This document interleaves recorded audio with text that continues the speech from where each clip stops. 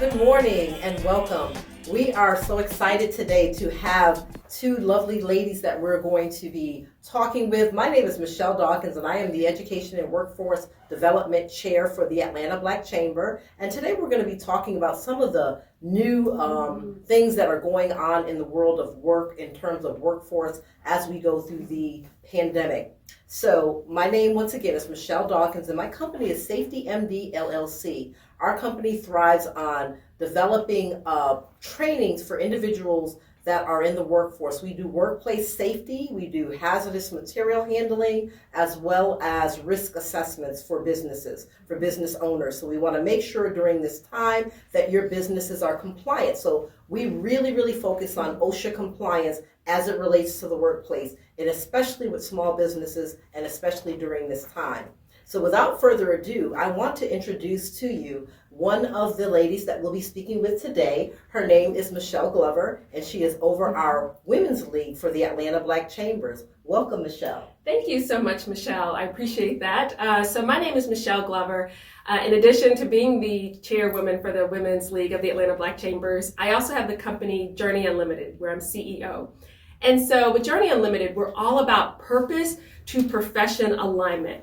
Whether you're a corporate person looking to live out your purpose in your career, or you're a business owner and you're living in your vision, but you're saying, how do I strategically plan for the future? We do that with Journey Unlimited. So I help people first understand their why, their purpose in business, in life, and then strategically put together plans to realize it and operationalize it.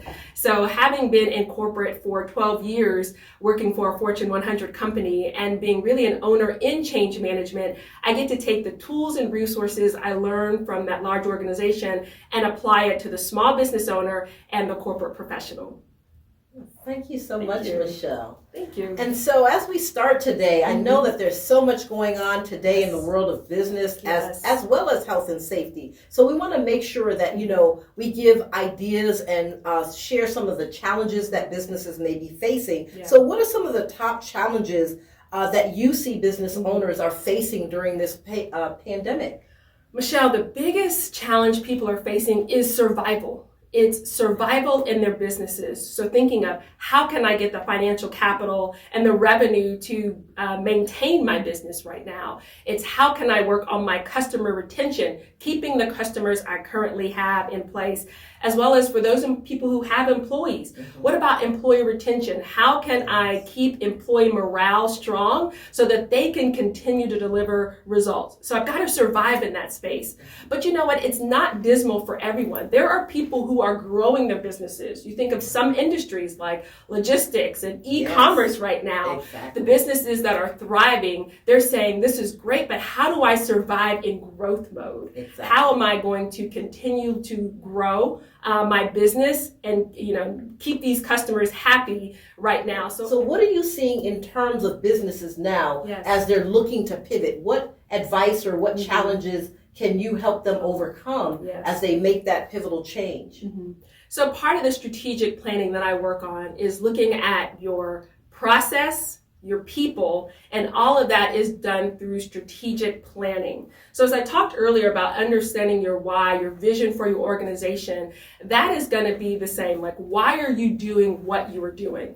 Now, where you have the opportunity to really be creative and thrive is how you deliver those services. So even for myself, having a coaching business, doing well with the coaching business, but I said, my purpose and my why is helping people uncover theirs, but how I do it can vary. It doesn't have to be one-on-one like this. Mm-hmm. It can be in a virtual environment. And now not only can I have clients that are here in Atlanta, I can have clients around the world.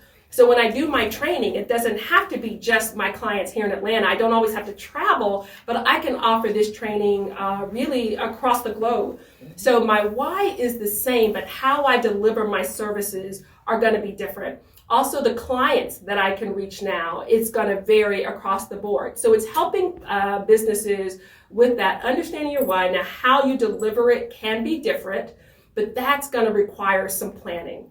So what does that look like? And we'll talk more about this, but what does that look like in terms of getting your strategic plan in place that's doing your capability and I don't want to go too far here, but doing some capability assessments, your core competencies, knowing, do you have the right people? What do you need to hire for? Where are you now? What are some of the challenges? And then how can you start to put processes in place to help you adjust those challenges? All of that is part of the strategic discussion that we have for businesses who say, I want to pivot. And there's a difference between pivot and panicking, right? And so my job is to help you pivot strategically to get to where you want. We will get through this with hard work and long hours, by keeping our distance while keeping in touch, by traveling less and moving more. You do your part by staying home, and we'll do our part to keep the lights on, providing you with reliable energy and giving you more ways to use it efficiently. We know home means more now than ever. Count on us to be here so you can be there.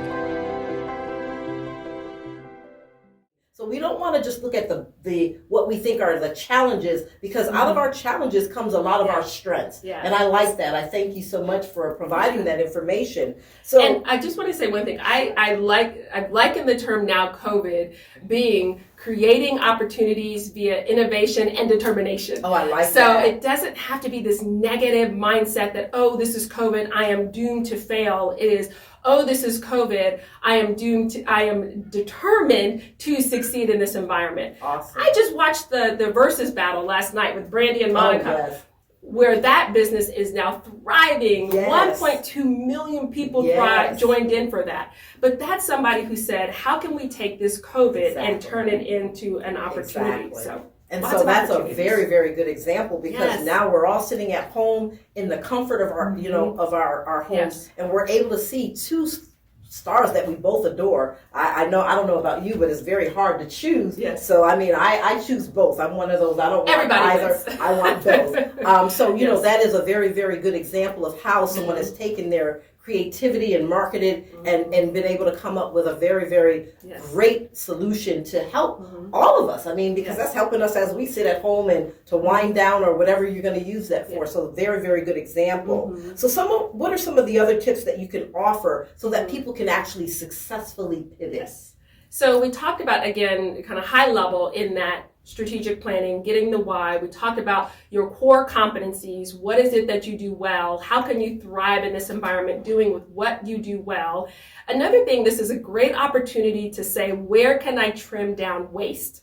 Things that either you're not doing well, that you need to outsource anyway, or that wasteful spending that maybe you didn't need to have in the first place. So as you look at some opportunities within trimming your waste, that's part of that planning discussion. Where our weaknesses, what do we need to get rid of? And then also, where are we just wasting time? Where are we wasting money? Another opportunity right now is the collaboration, working with different people who have complementary businesses to say, how can we work together? How can we use one another as a referral basis? So that's another one. When we talk about pivoting, it's not just pivoting your businesses, but pivoting with who you work with and how you work with them. So there, again, this opportunity now that people are more open to collaborating because it's really out of desperation. Hey, whatever it takes, what we should have been doing before, now we are now purposefully having to do it. So that's another area. And then the final piece, I don't want us to forget, for those who have employees, your employee base, because we all think that no one's hiring. Companies are hiring. So how do you retain the employees you have? And that's through some employee retention strategies. Very good. And so now, you know, one of the things we're seeing is that companies like Lyft and Uber and Turo now, you know, those industries are taking off, and these are creating independent contractors. So the question is, how are you going to utilize the energy that's here right now and make something successful, make your business successful? And I love the fact that you brought in the collaboration, because that was going to be a question that I had for you. How do companies now collaborate with other entities so that they can, you know, you may have had just one person or two people as a part of your team. How do you now collaborate and still build something that yet is bigger but more needful for today's times? Yes. So it's thinking of first, where do I need to collaborate? So is it we have complementary skills and businesses and that we can work together to get larger clientele? So that's the first area to look through. So doing that assessment, again, going back to your core competencies, saying, what is it that I do well? Are there people who also do this well that we can collaborate for business opportunities? But then there's also another area for those weaknesses, those things that you don't do well. Where can you collaborate with a business? Who can do that for you? So you're not spinning your wheels, wasting your time on things that are really not core to your business in the first place. So there's so many opportunities that are out there that is just doing that assessment. And that's where people like me come in, help you plan, kind of be that overarching, where we're not tied to the business. We can give you that objective opinion, that objective feedback to help you in that assessment. So in closing, Michelle, once again, I think you've given us some really, really valuable information, and I hope that this has been very, very useful. And so at this time, I'm going to, we're going to end, but we do have something that's coming up next. So Michelle, if you wouldn't mind introducing. So, from my side, I talked about the strategic side and some high-level thinking of how you can start to think about pivoting during these COVID times. But from a practical application and how someone has successfully done it, we're so excited to have Lisa White here. She's with the owner of White Howard Brands Commercial Interiors, and she's going to talk about how she's been able to grow her business successfully during these challenging times. We will get through this with hard work and long hours, by keeping our distance while keeping in touch, by traveling less and moving more. You do your part by staying home, and we'll do our part to keep the lights on, providing you with reliable energy and giving you more ways to use it efficiently. We know home means more now than ever. Count on us to be here so you can be there. So thank you for tuning in to the Education and Workforce Development Committee of the Atlanta Black Chamber's segment on the new challenges in the changing world of work and business. So we are so excited, as I mentioned earlier, that I talked about the strategic side of how do you pivot from doing your SWOT analysis, from strategic planning, understanding your core competencies, looking at your weaknesses, removing waste, as well as how can you keep your employees engaged. But now we're going to talk to a business owner who has successfully pivoted her business and grown during these challenging times. So we have Lisa White of White Howard Brands Commercial Interiors. So welcome, Lisa. Thank you. So I'd like to have Lisa tell us about you. So as Michelle mentioned, my name is Lisa White, owner of White Howard Brands Commercial Interiors, and we help employees or business owners actually visualize their best space in regards to where they work. And as we all know, during this time, a lot of that is working from home. So whether it's working from home or within your office space, we help you to design that space to the best of what you can dream. Oh, I love it. I love it. And especially working from home, because many people think commercial interiors, well, that doesn't apply for me because I'm trying to get my office and my home set up. So what do you do for those individuals who need that support? We actually can come out and do assessments with you. What I have been advising my customers on that have some of their workforce working from home on alternate days of being in the office, the most key thing that you can have within your workspace is your chair. That is the most important thing to have in regards to full productivity, for ergonomic health and wellness within your body, and just being in a good space. The dining room chair was not meant for us to sit in for 4 to 6 to 8 hours during the course of the day. So if you have a good ergonomic chair that has the proper armrests that adjust up and down, and then you also have what we call a seat slider, so the actual seat of the chair moves in and out. That's key to being in full comfort, flexibility, and having both health within your workspace. Oh, wow. That's awesome. Because yes, I was one of the people working on my couch until I got a proper desk and setup. So this is great that you do this with your businesses, that it's not just, hey, thinking office space, but also thinking your home is now your office space. So let's talk about some challenging times. What challenging times are you experiencing right now, and how has that impacted your business? For us as a team, one of the biggest challenges right now since COVID is not being able to see our clients face to face. The investment that customers make in regards to furnishings can be fairly substantial. It's one of the larger investments outside of people when it comes to running your business. Yes. People is actually the largest aspect.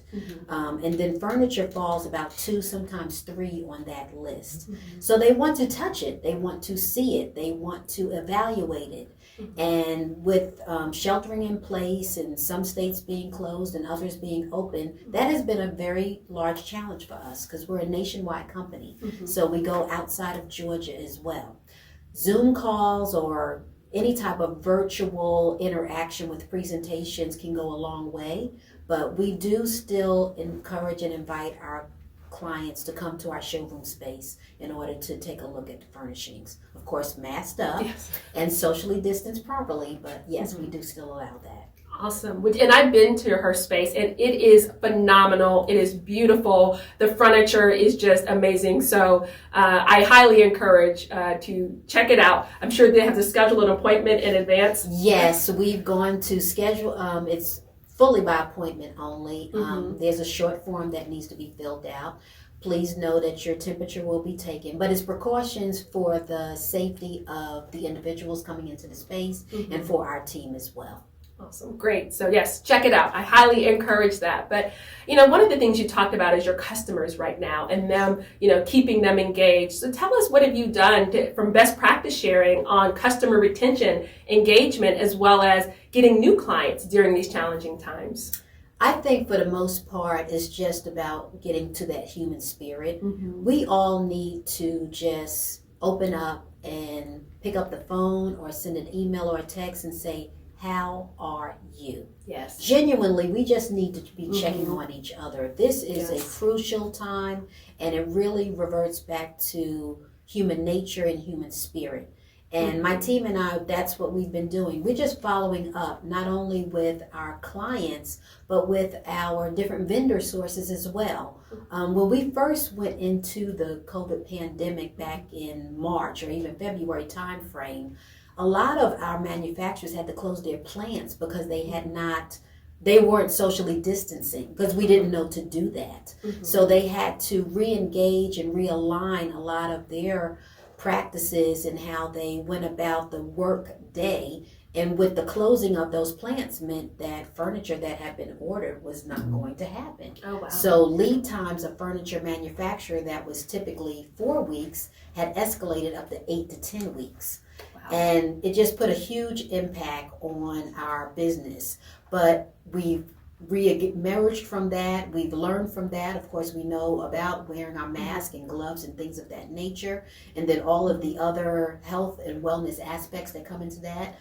Most of our manufacturers are up and running, even those that are within Canada. As a matter of fact, Canada has surpassed some of the things that have happened here in the States in regards to their numbers with the virus. So things have almost gone back to normal in regards to manufacturing practices. Oh, good. So I love that part where you talked about the customer and the customer interaction and connecting with your customers. Right now, as business owners, we're so focused on ourselves and how can I survive. But one of the key things is going back to your customers and checking on them. How are they doing? And making them human, not a transaction. What are 2 best practices you can put out there? Sure. So we intentionally decided to begin in regards to other like businesses like ourselves in complementary professions, say architects, interior designers, general contractors, to do a referral program. Who are your current customers? Who are my current customers? Let's come together and introduce each other to those types of organizations. You don't know what you don't know unless you go about having that type of relationship. And then once that relationship begins to evolve and emerge, then you can feel comfortable referring another business entity to some of your clients. I think that's one of the client's best aspects of getting the type of work that they're, or the type of service that they're looking for, is getting that true one-on-one referral from an existing service provider like White Howard Brands, and then I refer an HVAC or a general contractor or whatever it is they truly need in their space. They really do appreciate that as a benefit. So we've begun an intentional referral program that we started actually out in the College Park area, but we're a global organization, so we can help introduce you to anyone within the United States or abroad. Awesome. And right on target for what we mentioned earlier in the first segment about working with those complementary businesses. And I love how you created this referral program for now referring business to one another as well. So again, as we're business owners here, and we're talking about growing our businesses, we're talking about pivoting, we're talking about how we can thrive in this environment, but we're also people. And so one of the things that we as business owners can forget is that we are people and that we need to be replenished through self-care. So how are you able to manage self-care during these challenging times? Well, one thing that I learned is interesting. Coming into the year of 2020, I actually was a part of a leadership program with a commercial real estate for women. And one of the segments that they were able to design for us was about how to become a little bit more flexible now that we're in COVID. How are you spending that time that is a little different? Meaning, I normally would travel about 45 minutes in my car from my home to our office space. Wow. Knowing that I was not doing that Monday through Friday anymore, how could I spend that 45 minutes? I decided to start walking. And I have found that to be amazing and feeding back into my own self to be a better business owner, to be a better colleague, to even be a better wife and mom to my family, because we're all under that same roof, right? We're all sheltering in place. Yes. So that walking that I do for 45 minutes in the morning, and then consequently 45 minutes back in your car again, right? To leave from the office to go back home. What could I do differently at that time? So just to integrate some additional reading, whether it's some best practices for the business or just best practices for myself, that's how I've begun feeding back into myself. So thank you again for joining in for this segment from the Workforce and Workforce Development Committee within the Atlanta Black Chambers. And this was all about managing in these challenging environments. So we looked at it from a strategic side and the strategic planning, and then we heard a business owner, Lisa White with White Howard Brands Commercial Interiors. She gave us some great best practices on what she's doing, and even thinking of what you can start to apply in your business to help you manage in these times where it's not just about surviving, but it's how can you thrive.